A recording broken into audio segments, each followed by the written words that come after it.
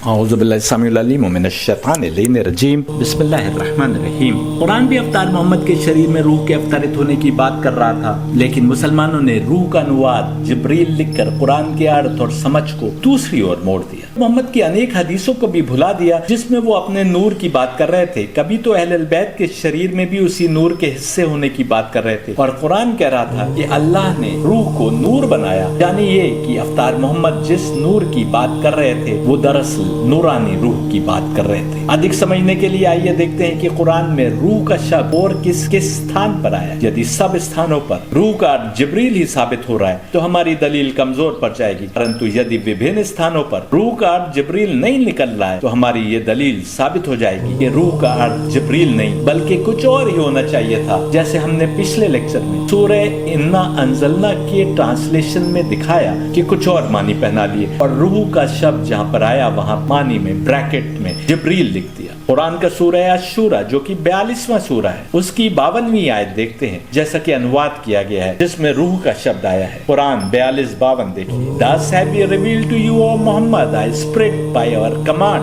while you did not know what is the book and what is the iman, but we have made it a light whereby we guide those of our servants whom we please, and surely you are guiding mankind to the right way. रूह का अनुवाद हर अनुवादक ने, हर translator ने अपने हिसाब से किया। हमने जो ट्रांसलेशन, जो अनुवाद आपको अभी सुनाया, उस ट्रांसलेटर, उस अनुवादक का नाम मालिक है। मालिक ने रूह के स्थान पर वैसे ही स्पिरिट रहने दिया, लेकिन ब्रैकेट में कुरान लिख दिया, यानी वहां पर रूह आया था जो हमने इन्ना अंजलना में से आपको दिखाया, तो ट्रांसलेटर्स ने ब्रैकेट में रूह के माने जिब्रील लिख दिए, और यहाँ पर रूह का शब्द आया तो ब्रैकेट में कुरान लिख दिया। मेरा इन अनुवादकों से, इन ट्रांसलेटर्स से प्रश्न है कि इसी आयत में आगे कहा जा रहा है कि इससे हम अपने बंदों में से जिसको चाहते हैं हिदायत करते, तो क्या ये मानी लें कि कुरान से हम जिसको चाहते हैं हिदायत करते? क्या मोहम्मद को कुरान से हिदायत मिली, या मोहम्मद हिदायत पाए हुए थे इसलिए उनके द्वारा कुरान हम तक पहुंचा? सोच के बताइएगा। जब कुरान नहीं आया था तब खुदा कैसे हिदायत करता था? हिदायत का ये कारखाना तो हर जमाने में कायम रहा है,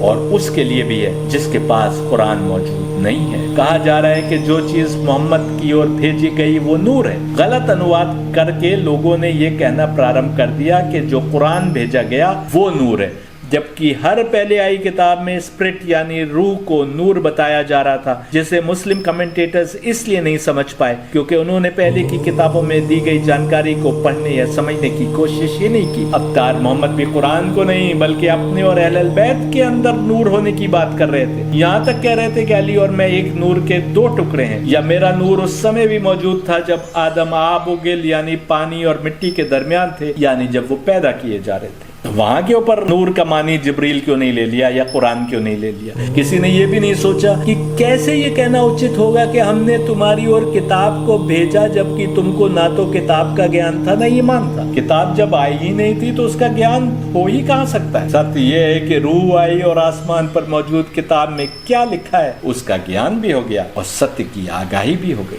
यही कारण है कुरान ने एक और स्थान पर कहा कि ये अल्लाह की आयतें हैं जो हम तुम्हें ठीक ठीक पढ़ कर सुनाते हैं। कम से कम ट्रांसलेटर मालिक ने ये तो किया कि जहां अरबी भाषा में रूह था वहां अंग्रेजी के अनुवाद में स्पिरिट ही लिखा और ब्रैकेट में कुरान लिखा, जैसा वो मानी समझ रहे थे। लेकिन बहुत से अनेक दूसरे अनुवादकों ने तो अनुवाद में ही अपनी समझ शामिल कर दी, और ऐसे ही वेदों के ट्रांसलेशन में बहुत सारे अनुवादकों ने, बहुत सारे ट्रांसलेटर्स ने किया कि उन्होंने ये सब नहीं देखा कि ट्रांसलेशन कैसे उल जलूल हो रहे हैं, बल्कि जो ट्रांसलेशन समझ में आया वही लिख दिया। अब्दुल्ला यूसुफ अली ने रूह के मानी इंस्पिरेशन लिखे, लेकिन इसी आयत में आगे जहां आया था कि हमने इसको नूर बनाया, वहां कैसे कहते कि हमने इंस्पिरेशन को नूर बनाया? तो उन्होंने इस स्थान पर हमने इसको के आगे ब्रैकेट में कुरान लिख दिया और फिर लिखा कि इसको हमने नूर बनाया। तो हम देखिए, and thus have we by our command sent inspiration to thee। रूह का शब्द आया था ट्रांसलेशन में inspiration. Thou knowest not before what was revelation and what was faith, but we have made, अब यहाँ ब्रैकेट में Quran a light wherewith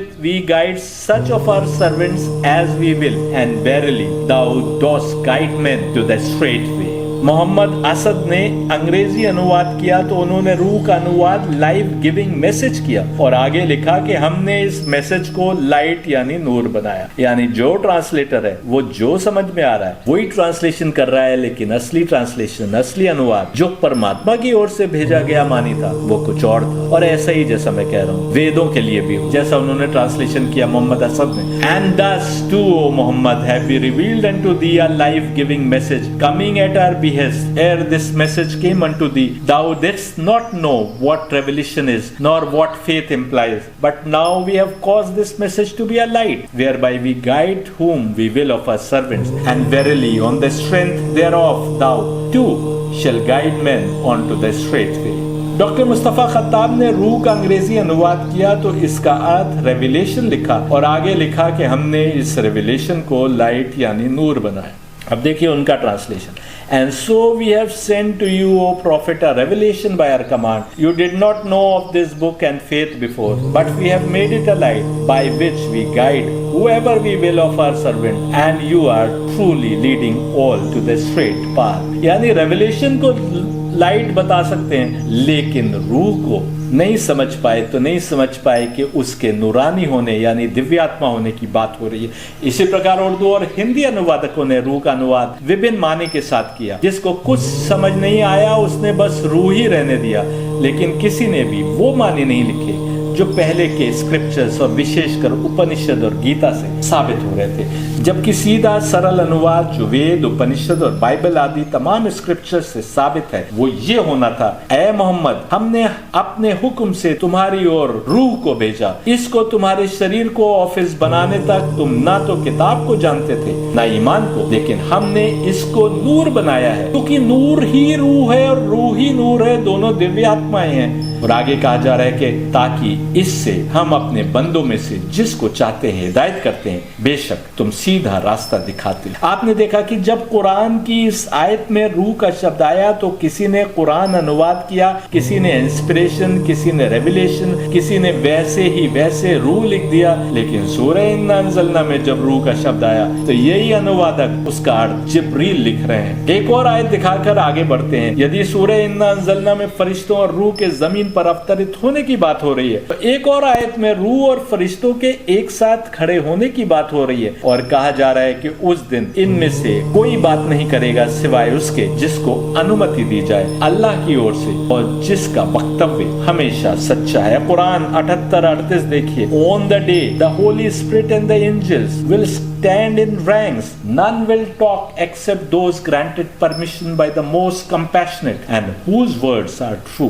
साफ है कि यहाँ पर जिब्रील की बात नहीं हो रही है, जबकि ये आयत बिल्कुल उसी प्रकार बात कर रही है जैसे सूरह इन्ना अंज़लना की आयत बात कर रही थी। एक स्थान पर रूह और फरिश्तों के अवतरित होने की बात हो रही थी तो दूसरी जगह अपने रब के सामने रूह और फरिश्तों के खड़े होने की बात हो रही है। ये भी कहा जा रहा है कि उनमें से कोई भी कलाम नहीं करेगा सिवाय उसके जिसको उनका रब अनुमति दे। अनुवादकों ने यहाँ पर रूह या स्पिरिट का अनुवाद जिब्रील भी नहीं किया, जैसा सूरह इन्ना अंज़लना में अनुवाद करके कुरान पढ़ने वालों को वेद, उपनिषद, गीता और बाइबल से दूर कर दिया था और बीच में गलत समझ की दीवार खड़ी कर दी। यदि रूह शब्द के मानी नहीं समझ आ रहे थे तो बस वैसे ही रूह या स्पिरिट लिख देते तो कम गड़बड़ी होती। जिन लोगों ने अपने मन से दूसरे मानी पहनाए उन्होंने कुरान की आयतों के मानी को दूसरे ग्रंथों से अलग कर दिया। यहाँ तक कि मोहम्मद किस प्रकार अवतार हुए ये समझ भी धूमिल पड़ गई। मुसलमानों में कुछ ऐसी सोच बन गई कि जैसे जिब्रील आए और उन्होंने आयतों को पढ़ाया तो मोहम्मद ने पढ़ा। कुछ ने तो यहाँ तक कहा कि जिब्रील ने मोहम्मद के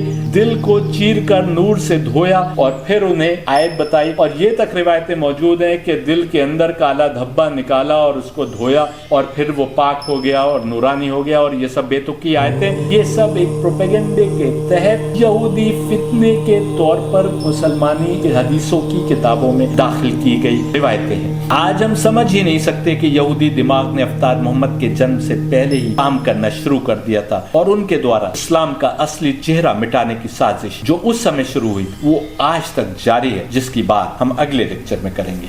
जबकि असलियत तो ये है कि जिब्रील या दूसरे तमाम फरिश्ते आसमानों पर इन दिव्य आत्माओं यानी अहलुल बैत के मातहत हैं और यही दिव्य आत्माएं यानी अहलुल बैत विभिन्न काम उनके सुपुर्द करते हैं। ऐसी ही समझ के फेर के कारण हमें वेद समझने में कठिनाई होती है। आज हालात यहाँ तक पहुँच गए हैं कि हिंदू वेद को आसमानी किताबें मानते तो हैं, लेकिन अधिकांश घरों में आपको वेद नहीं मिलेंगे। ऐसा इसलिए क्योंकि जब वो वेद पढ़ने बैठते हैं तो वो उनकी अकल पर ही नहीं उतरते। इसलिए क्योंकि वेदों का अनुवाद करने वालों ने जो कुछ समझ नहीं आया वहाँ भी अनुवाद कर डाला। इंसानियत वेद से सही मायनों में लाभान्वित तब होगी जब नई उजागर हुई हकीकतों की रोशनी में वेदों का एक बार फिर अनुवाद किया जाए। कुरान के 40वें सूरे की 15वीं आयत बिल्कुल साफ कह रही है कि आसमान और जमीन का मालिक अपने बंदों में जिस पर चाहता है अपने हुक्म से रूह अवतरित कर देता है ताकि वो लोगों को आखिरी दिन जब इकट्ठा किए जाएंगे उससे डराए। और कुरान की सूरह इसरा की 85वीं आयत साफ कह रही है कि रूह की हकीकत एक राज है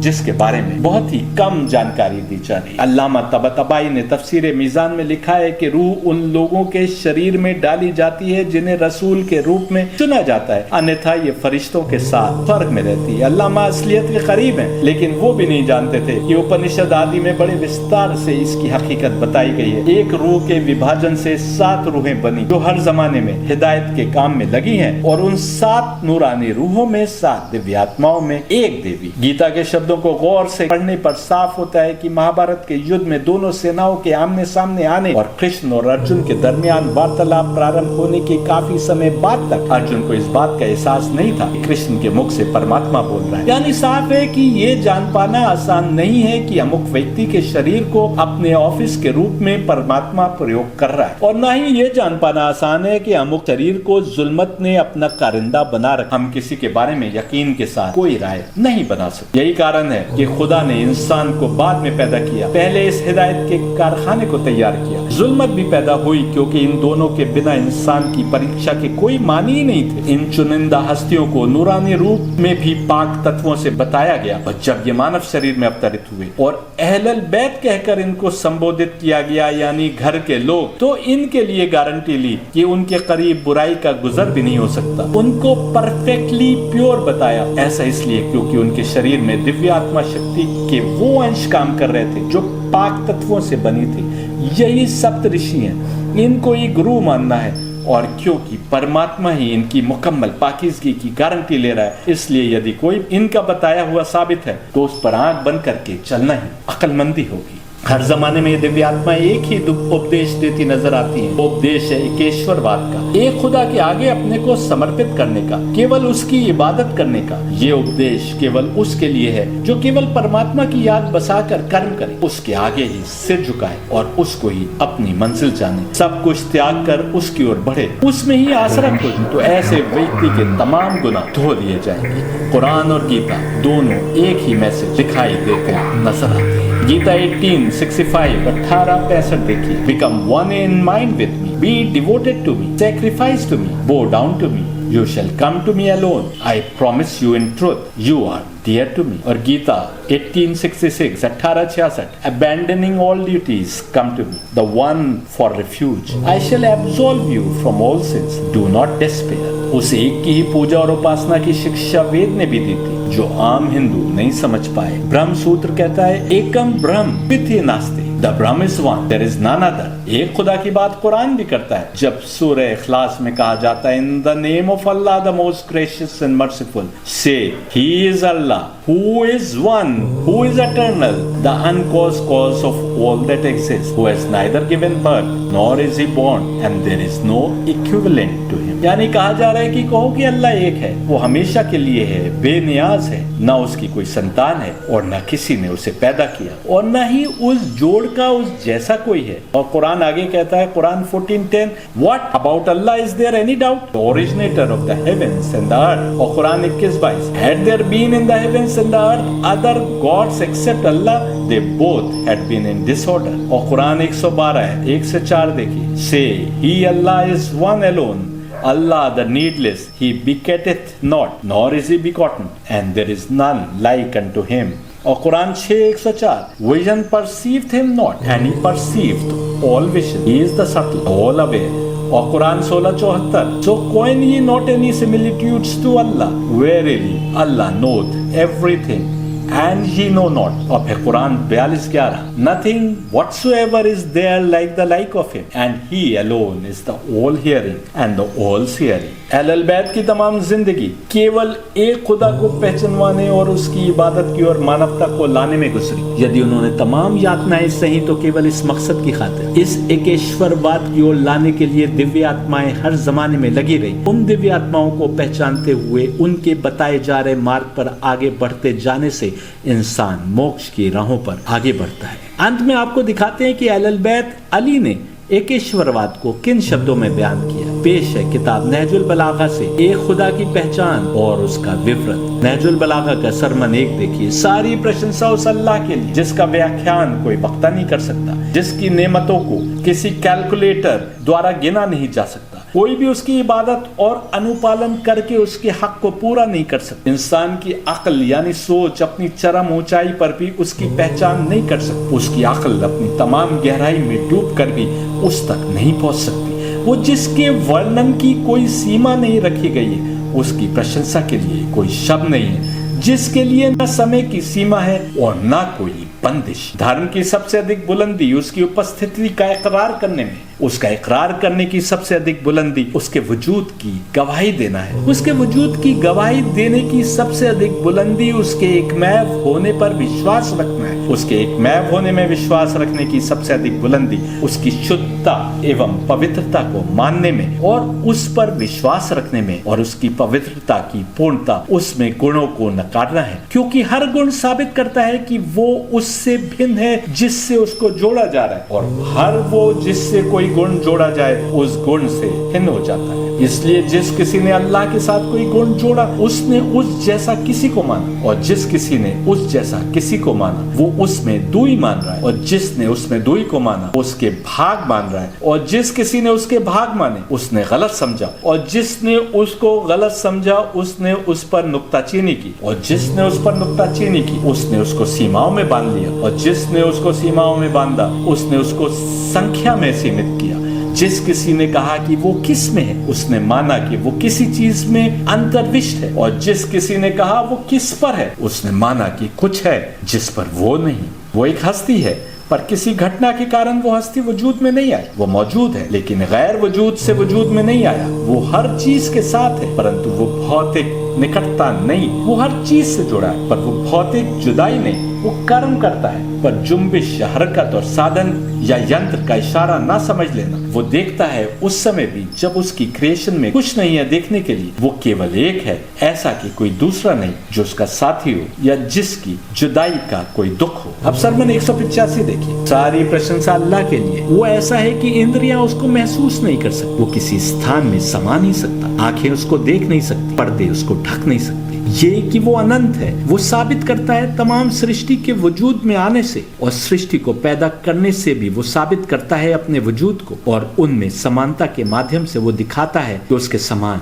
कुछ भी नहीं। वो अपने प्राण से सच्चा है। वो इससे बहुत ऊंचा है कि अपनी सृष्टि के साथ नाइंसाफी कर। वो निष्पक्षता के साथ अपनी सृष्टि के साथ खड़ा होता है और उसके साथ केवल इंसाफ करता है। वो सृष्टि के सृजन से और उसकी ताकत के आगे उसकी असक्षमता से और उसके अनंत होने की समाप्ति में उसकी असक्षमता से साबित करता है कि वो हमेशा से अनंत है। वो एक है पर गिनती में एक नहीं। वो हमेशा से रहने वाला है बिना किसी सीमा के। वो है पर बिना किसी सहायता की। मस्तिष्क उसको मानने को तैयार है पर किसी इंद्रियों के कारण नहीं। जो कुछ भी नजर में आता है वो उसकी गवाही देता नजर नहीं आता बिना उसका साक्षात्कार किए। हमारी सोच के घेरे में वो समा नहीं सकता। वो हमारी कल्पना शक्ति में स्पष्ट होता है उसकी कल्पना की सहायता से, और कल्पना उसकी कल्पना करने से असक्षम है। उसने कल्पना को ही माध्यम बना दिया है। इस मामले में वो बड़ा इस प्रकार नहीं है कि विस्तार या फैलाव में बड़ा है, और इसलिए उसका शरीर भी बहुत बड़ा है, और ना ही वो शक्तिमान है इस तरह की उसकी ताकत की पहुंच बहुत दूर तक और उसका डील डोल बहुत फैला हुआ है,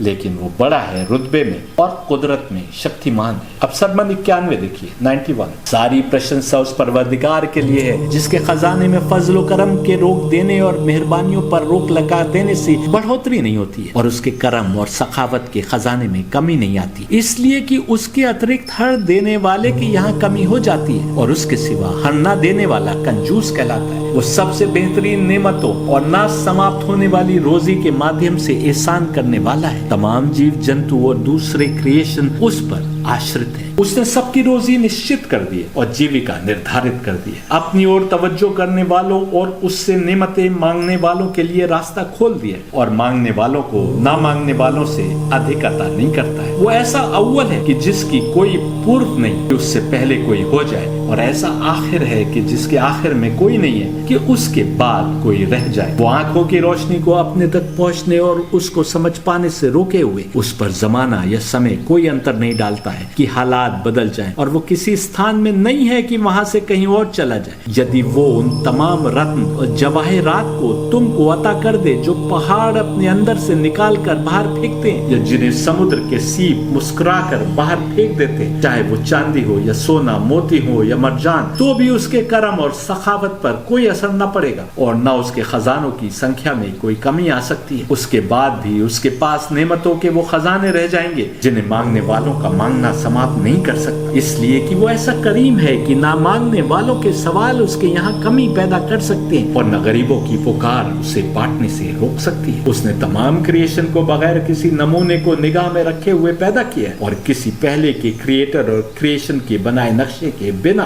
पैदा किया है। जब उनको नर्क में डाल दिया जाएगा तो वो आपस में झगड़ा करते हुए अपने झूठे खुदाओं से कहेंगे जो वही नर्क में उनके साथ होंगे, अल्लाह की कसम हम खुली हुई गुमराही में थे जब हम तुम्हें सब जहानों के रब के बराबर ठहराते थे। कुरान 26, 97, 98 देखिए। By Allah we were certainly in the manifest error when we equaled you with the Lord of the worlds। और कुरान कहता है कि बेशक तुझे हर चीज पर कुदरत है। 66:8 में Certainly thou art powerful over everything। इंसान की कमअक्ली की अंतिम हद यह है कि वो अल्लाह की हिकमत की दलील तलाश कर रहा है, जबकि उसने अपनी अक्ल से काम लिया होता तो उसे अंदाजा हो जाता कि जिन आंखों से उसकी कुदरत की खोज कर रहा है और जिस दिमाग से उसके होने के सबूत ढूंढ रहा है, ये दोनों अपनी जबाने बेजबानी से आवाज दे रहे हैं कि अगर कोई क्रिएटर न होता तो हम भी न होते। हम स्वयं उसकी कुदरत और ताकत के बेहतरीन गवाह हैं। हमारे होते हुए अल्लाह की कुदरत और ताकत की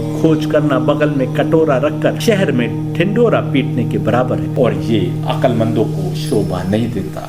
अब एक और सरमन देखिए। सुनो ए प्रश्न करने वाले, अपने को सीमित रखो उसके उन गुणों तक जो कुरान में बताए हैं और उसकी हिदायत की रोशनी से लाभान्वित हो। शैतान तुमको और गहराई में जाने के लिए प्रेरित करता है, उससे आगे का ज्ञान अल्लाह पर छोड़ दो। तो ना तो कुरान तुमसे जानने के लिए कहता है और न जिसके बारे में नबी यानी हिदायत याफ्ता इंसानों के कथन में उल्लेख है, बस जो बता दिया गया वही जानना अल्लाह की ओर से तुम पर फर्ज। जान लो ज्ञान अर्जित करने में पक्के वे हैं जो वो पर्दे उठाने से बचते हैं जो अनजान और नामालूम की ओर लेकर जाते हैं, और जिसका ज्ञान उनसे छिपा है, जिसको ना जानने पर वो अभी स्वीकृति देते हुए और अधिक छानबीन से बचते हैं। अल्लाह उनकी इस स्वीकृति की प्रशंसा करता है कि वे ज्ञान अर्जित नहीं कर पाए जो उनके लिए नहीं था। वो बहुत गहराई में बातचीत में नहीं जाते कि जो उस अनंत के बारे में जानने से निषेधित किया गया है, और वे इसको दृढ़ता कहते हैं। वे इस पर रजामंद है और अल्लाह के प्रभुत्व और महानता को अपनी अक्ल के दायरे में परिसीमित नहीं करते। ऐसा करने पर वे तबाह होने से नहीं बच पाएंगे। अपनी अक्ल के मुताबिक अल्लाह की बड़ाई और कुदरत का अंदाजा न करो कि हलाक होने वालों में गिने जाओगे। देखो वो ऐसा कुदरत रखने वाला है कि जब कोई अक्ल उसकी कुदरत की हद पता करने के लिए आगे बढ़ती है और हर तरह के वसवसे से पाक कोई सोच उसकी सल्तनत के छिपे राजों को समझना चाहती है और दिल मोहब्बत में ओत पोत उसके गुणों को पता करने की चेष्टा करता है और अक्ल की राहें उसकी जात का ज्ञान प्राप्त करने के लिए उसके गुणों की मदद से आगे बढ़ना चाहती हैं, तो वो उन्हें उस हालत में वापस कर देता है कि वो अदृश्य दुनिया की गहराइयों की राहें तय कर रही होती हैं और संपूर्ण रूप से उसकी ओर आकर्षित होती हैं, जिसके नतीजे में अक्लें ये मानते हुए पलट आती हैं कि यदि सोच पाक नहीं तो उसकी हकीकत की समझ प्राप्त नहीं हो सकती। कुरान 2:112। No Rather, whoever submits his whole being to God and does so as one devoted to doing good, aware that God is seeing him, his reward is with his Lord, and all such will have no fear, for they will always find my support and help with them, nor will they grieve। पूरी तरह समर्पण की बात हो रही है और अच्छे कर्म के लिए भी अपने को समर्पित करने की बात हो रही है। अपनी इंद्रियों को, शरीर को, सोच को, submits his whole being, अपनी पूरी बीइंग को, पूरी हस्ती को उसके आगे सबमिट करने की बात हो रही है। और लोग मेरे ऊपर आरोप लगाते हैं कि मैं समाज में रहने लायक रास्ता नहीं बताता हूँ, बल्कि वो रास्ता बताता हूँ जो समाज से दूर करता है। जरा गौर कीजिए कि कुरान और गीता क्या कह रहे हैं। मैं वही बता रहा हूँ जो कुरान और गीता बता रहे हैं। आप समझ सकते हैं कि एब्सोल्यूट की समझ पैदा करना नामुमकिन है। केवल उस सोर्स से जुड़ी दिव्य आत्माएं ही, अहलुल बैत ही उस हकीकत का सही और सच्चा विवरण पेश कर सकते हैं। अली द्वारा पेश किया गया विवरण हर डिवाइन पुस्तक, जिसमें गीता, उपनिषद और वेद भी शामिल है, सबसे साबित है। कलयुग का इंसान ऐसा हर धर्म हो चुका है कि सृष्टि के उस रचिता और मालिक की इबादत पर पाबंदी लगा रहा है या इबादत स्थलों को मलियामेट करने की सोच रहा है। सृष्टि का वो रचिता जिसको गीता ने एब्सोल्यूट यानी सर्व शक्तिशाली यानी कादिर मुतलका और जिसकी बात करते हुए कहा, गीता 4:24 देखिए, for him the absolute is the act of offering, the absolute is the substance offered into the absolute which is the fire offered by him, the absolute, the end to be reached by him being even the absolute by means of his peace supreme of absolutist action. तो जो कुरान कह रहा था submits his whole being, वही बात ये हो रही है कि हर तरीके से पूरा का पूरा अपने को एब्सोल्यूट के आगे समर्पित कर दो। गीता 5:17 देखिए, those having that absolute for reasoning, that for the self, that for finalized discipline, that for supreme goal, they go to a state of final non-return, all the dross being cancelled out by wisdom.